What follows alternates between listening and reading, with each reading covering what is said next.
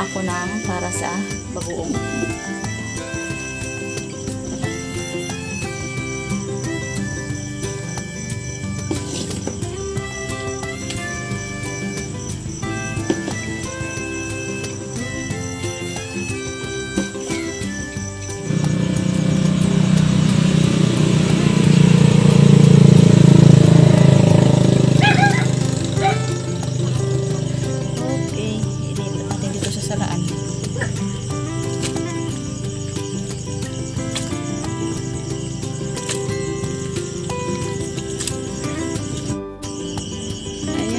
Sisters, tatakalin na natin para gawin nating bagoong.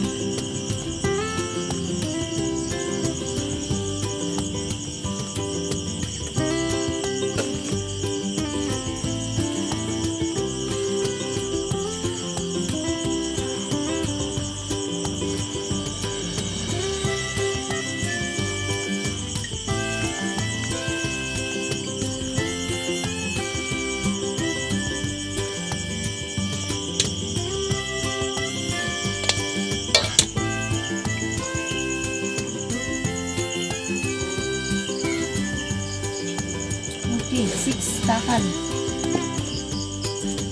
Ayan, naka-anim na takal tayo ng ating gagawing bagoong. So, ilagay natin sa isang lalagyan para ipaghalo ang asin. Sigurado ko lang kanina yan. Bali, ang gagawin natin mga kasisters ay 3:1. Ibig sabihin, 3 takal isda, 3 takal ang isda at 1 takal na asin. So, bali 6 na takal ito. Ang gagawin natin ay 2 takal na asin. Play. Bali, ito rin yung tinakalan natin ng isda at ito rin yung dito rin natin itatakal yung asin. Ayan. Bali, kung saan tinakal yung isda, ay doon din natin itatakal yung asin. Pareho ang sukat. Ilagay na natin ito sa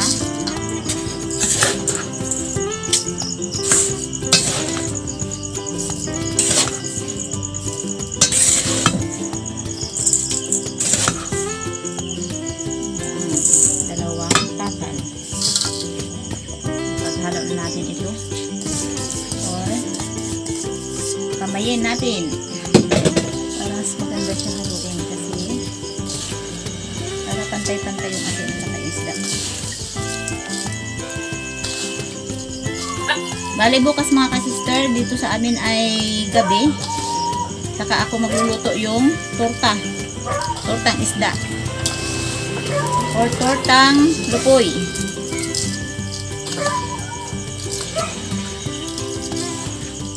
Tapos nito ay ilalagay na natin sa garapon at hintayin natin kung kailan siya, tawag sa amin yung magamaga, yung mag-ferment.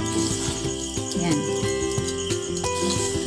Hanapan siya ng gulay na pwede natin ihalo dito sa bagoong natin na lupoy.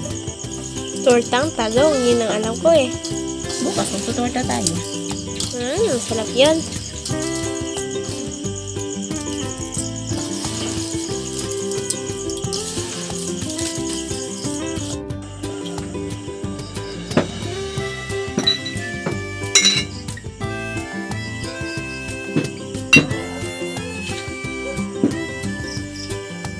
Ayan, matapos ko siyang haluin, ay ilagay na natin sa garapon.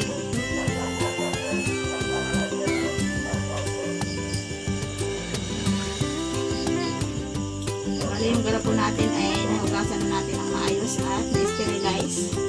Bali, saka yung garapon ay kailangan mo ng tubig talaga siya tuyo-tuyo.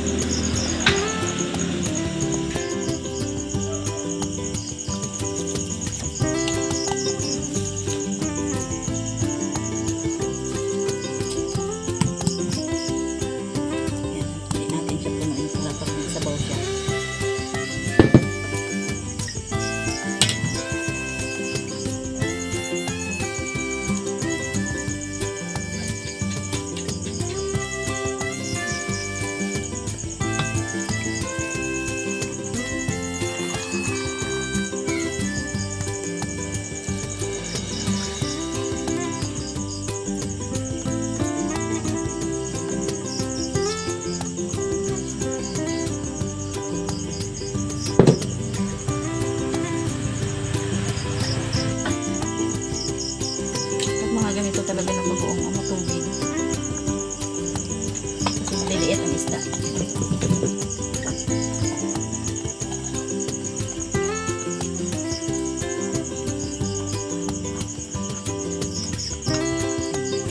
Ayan, may maliit at may malaking garapon na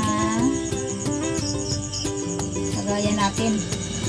Dahil ang mga garapon na ito mga kasisters, ito yung mga pinagkuhaan ng nata de coco, saka yung Nescafe. Ayan. Sayang kasi. Maganda kung may maliit para pag nagamit tayo, unahin natin maliliit.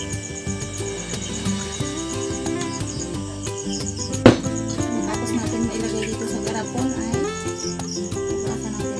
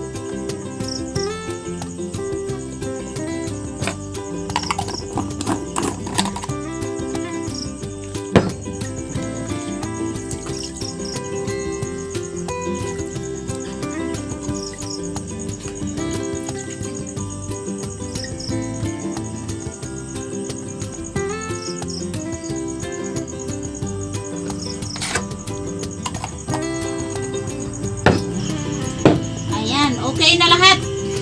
Bali, papunta na ito sa isang pwesto para sila ay ma-permit. Tapos na.